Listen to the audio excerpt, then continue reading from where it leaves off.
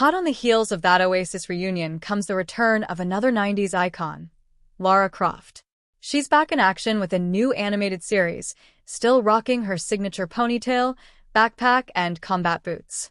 From the start, she's performing her usual daring stunts in the name of archaeology, escaping a hungry crocodile and using her mix of parkour and gymnastics to avoid deadly traps. But this isn't quite the Lara Croft you remember. In Tomb Raider, The Legend of Lara Croft on Netflix, voiced by Hayley Atwell of Agent Carter fame, Lara has a refreshed look. Her body is more realistically built for the physical feats she performs: strong legs for running and climbing, a more proportional waist, and muscular arms.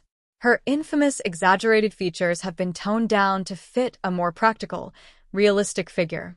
This new design feels like a deliberate reimagining of the character, aligning with a more modern, feminist perspective. Ever since her 1996 debut, Lara has stood as the most influential female lead in her genre, challenging expectations of what women could do in gaming. Initially, Lara was envisioned as a guy in some tombs by her creator, Toby Gard, before he decided to go in a different direction. Her mysterious, dangerous aura set her apart from other female game characters, who were often seen as little more than eye candy. Gard also focused on realistic animations, giving Lara a sense of physicality that helped players connect with her on a deeper level. Of course, realistic is subjective. Lara's early adventures saw her in tight tank tops and shorts, emphasizing her slender frame and acrobatic grace. Her movement was fluid, almost ballet-like, and her clipped, confident speech only added to her cool persona.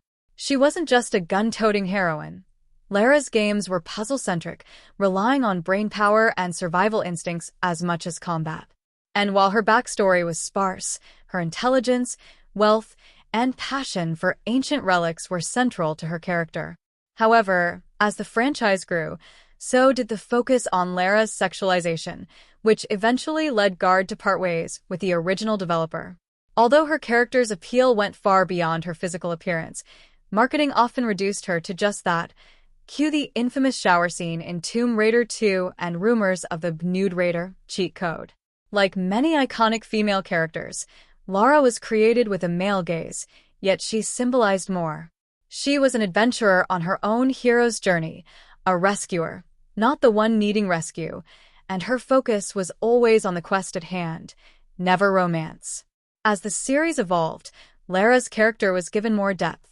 Later versions focused on her story, her relationships, and her emotional struggles.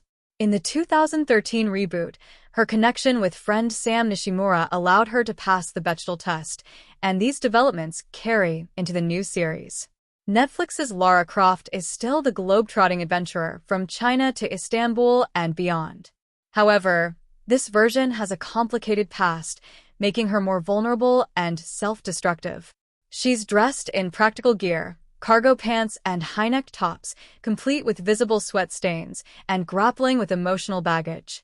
This Lara is still strong, but she's on a personal journey to figure out who she is beneath her tough exterior. Her relationships, especially with her found family, may hold the key to her growth. This new portrayal of Lara isn't perfect, but it's her imperfections that make her feel revolutionary. She's no longer confined by her original image. Now, she's the author of her own story. Tomb Raider, The Legend of Lara Croft is streaming on Netflix now.